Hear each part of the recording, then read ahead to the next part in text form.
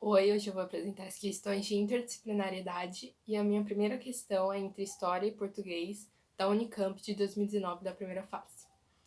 A questão começa com um cartaz do Partido Nacional Fascista de Mussolini em 1934 e vem a tradução da música Bella Ciao embaixo. A questão fala: a fotografia anterior registra a fachada do Partido Nacional Fascista de Mussolini em 1934. A música Bella Ciao foi um hino cantado contra o fascismo de Mussolini e as tropas nazistas durante a Segunda Guerra Mundial. Em 25 de abril de 2018, quando a Itália celebrou 73 anos da sua libertação do nazifascismo, a canção foi entoada em várias partes do país. Sobre os usos da imagem da música, assinale a alternativa correta. Aí vem a alternativa A.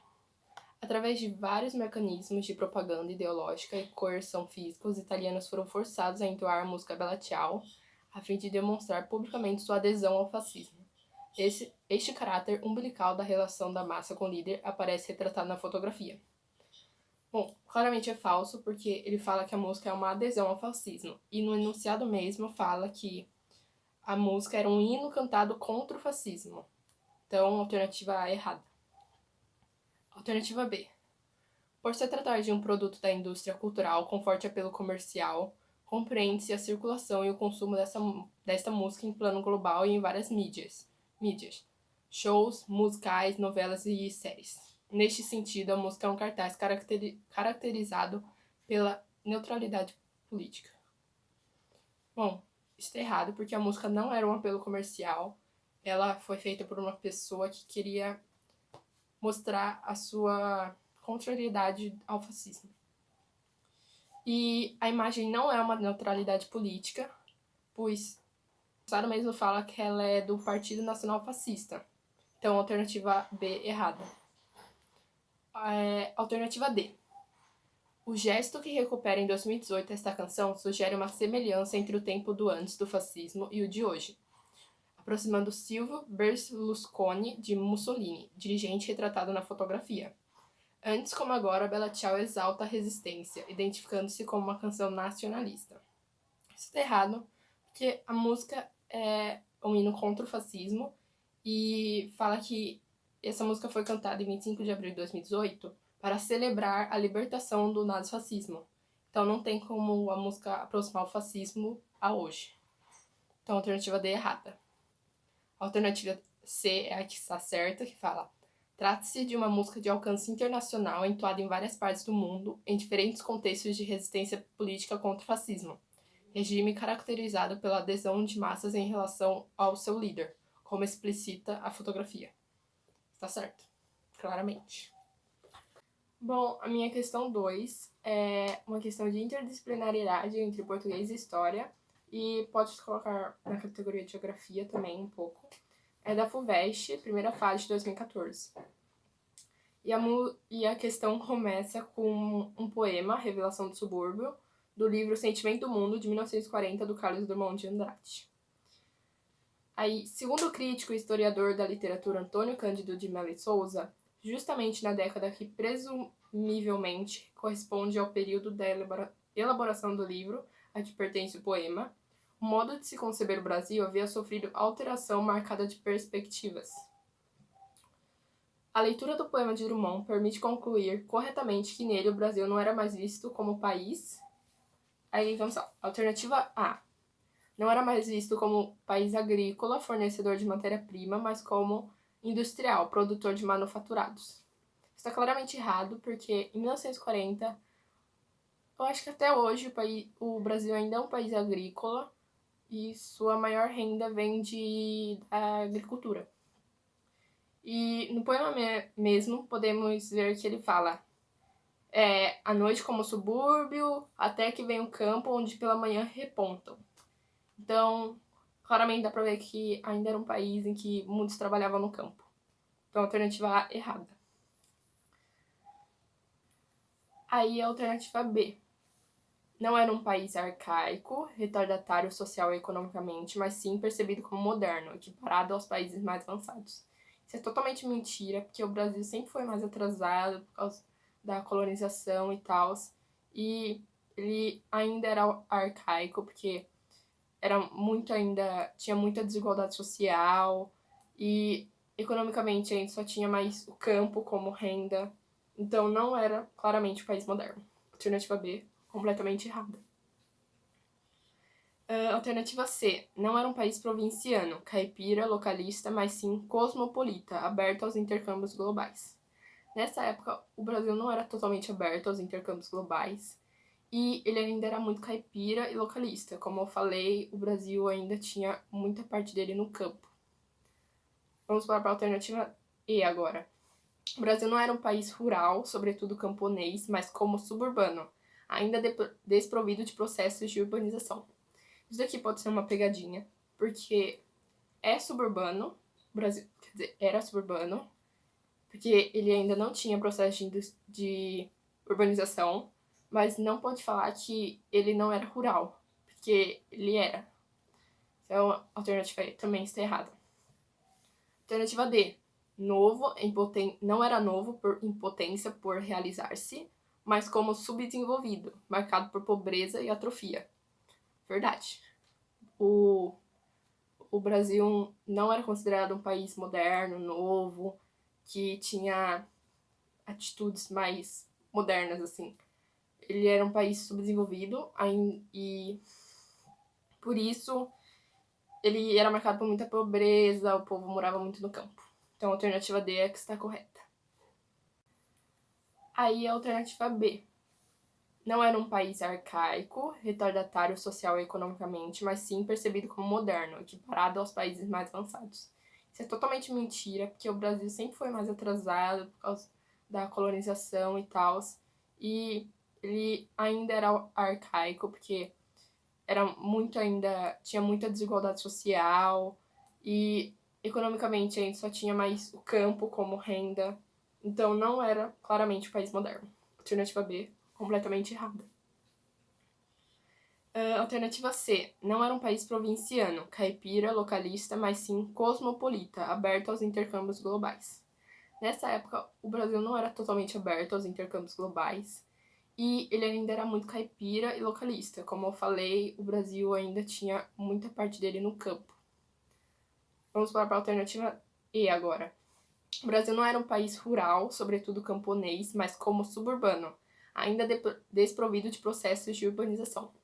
Isso daqui pode ser uma pegadinha, porque é suburbano, o Brasil, quer dizer, era suburbano, porque ele ainda não tinha processo de urbanização, mas não pode falar que ele não era rural, porque ele era. Então, a alternativa E também está errada. Alternativa D. Novo, não era novo por impotência por realizar-se, mas como subdesenvolvido, marcado por pobreza e atrofia. Verdade. O Brasil não era considerado um país moderno, novo, que tinha atitudes mais modernas, assim. Ele era um país subdesenvolvido e, por isso, ele era marcado por muita pobreza, o povo morava muito no campo. Então, a alternativa D é que está correta. Oi, eu vou apresentar sobre o texto temático. A questão focaliza uma passagem de um livro do astrônomo, escritor e divulgador científico Carl Sagan. Não existem perguntas imbecis. À exceção das crianças, que não sabem o suficiente para deixar de fazer perguntas importantes, poucos de nós passam muito tempo pensando por que a natureza é como é, de onde veio o cosmos, ou se ele sempre existiu, se o tempo vai um dia voltar atrás e os efeitos vão proceder às causas, ou se há limites elementares para o que os seres humanos podem conhecer. Há até crianças, e eu já descobri algumas delas, que desejam saber como é um buraco negro, qual é o menor pedaço de matéria, por que nos lembramos do passado, mas não do futuro, e por que é um universo. De vez em quando, tenho a sorte... peraí, Sora. Aqui. De vez em quando, tenho a sorte de lecionar num jardim de infância ou numa classe do primeiro ano primário. Muitas dessas crianças são cientistas natos, embora tenham mais desenvolvido o lado de admiração que o do cienticismo. São curiosas e intelectualmente vigorosas. Perguntas provocadoras e perspicazes saem delas aos borbotões. Demonstra enorme entusiasmo. Sempre recebo uma série de perguntas encadeadas. Elas nunca ouviram falar da noção de perguntas imbecis. Mas, quando falo algo a estudantes do último ano do secundário, encontro algo diferente. Eles memorizam os fatos, porém, de modo geral, a alegria da descoberta, a vida por trás desses fatos, se extinguiu em suas mentes. Perderam grande parte da admiração e ganharam muito pouco ceticismo. Ficaram preocupados com a possibilidade de fazer perguntas imbecis. Então, dispostos a acertar respostas inadequadas. Não fazem perguntas encadeadas. A sala fica inundada de olhares de esguelha para verificar, a cada segundo, se eles têm a aprovação de seus pares. Vêm para a aula com as perguntas escritas em pedaços de papel que subrepticamente examinam, esperando a sua vez, e sem prestar atenção à discussão em que seus colegas estão envolvidos naquele momento. Algo aconteceu entre o primeiro ano primário e o último ano secundário, e não foi apenas a puberdade. Eu diria que é, em parte, a pressão dos pares para não se sobressair, exceto nos esportes. Em parte, o fato de a sociedade ensinar a gratificação a curto prazo. Em parte, a impressão de que a ciência e a matéria não vão dar a ninguém um carro esporte. Em parte, que tampouco seja esperado dos estudantes, e em parte, que haja poucas recompensas ou modelos de papéis para uma discussão inteligente sobre a ciência e a tecnologia, ou até para o aprendizado em si mesmo. Os poucos que continuam interessados são difamados como nerds, geeks ou grimps. Aí vem a pergunta, ela é uma questão da VUNESP adaptada. Ao colocar como título Não existem perguntas imbecis, o que quis dizer Carl Sagan em relação ao tema que explora no trecho apresentado? O autor ele critica o termo perguntas imbecis, que normalmente é usado por pessoas mais velhas e que são escolarizadas. E ele também comenta que ele reparou que a diferença do início do fundamental para o final do ensino médio é muito grande a diferença de perguntas, porque conforme os alunos vão ficando velhos e jovens, você entendeu, né? Conforme as crianças vão ficando mais velhas, elas se sentem reprimidas em fazer perguntas que sejam julgadas como infantis ou ingênuas e acabam não explorando a sua curiosidade, por mais que eles tenham questionamentos. E aqui, sim, ele colocando esse título para o texto, ele desencoraja essas pessoas a se sentirem reprimidas, porque para ele todas essas perguntas são uma base de conhecimento científico. Oi, gente, eu vou falar para vocês da questão 4 do Enem, que é o texto figurativo. Nessa questão tem uma charge e na charge está escrito: por que o senhor desconfia que a sua mulher está tentando matá-lo? Isso é o delegado falando. E o homem responde: ela me serviu pimentão, alface e tomate no jantar, e de sobremesa morango e uva. Então ele está numa delegacia e está prestando queixa contra a mulher dele por ela ter oferecido isso para ele no jantar. A pergunta é: na charge há uma crítica ao processo produtivo agrícola brasileiro relacionado ao... Então, nessa questão você teria que analisar o quadrinho e a situação que se encontra atualmente o processo produtivo agrícola e analisar as alternativas. Então, alternativa A fala: o elevado preço das mercadorias no comércio. Mesmo tendo realmente um alto preço nas mercadorias atualmente, a crítica feita não se relaciona a isso, porque o alto preço não faria ele morrer. A questão B está falando: aumento da demanda por produtos naturais. Isso também não ocasionaria nenhum mal a ele, então não tem por que ser essa. O C fala: crescimento da produção de alimentos. Isso também não faria nenhum mal a ele e não teria por que a mulher estar querendo matar ele por causa disso.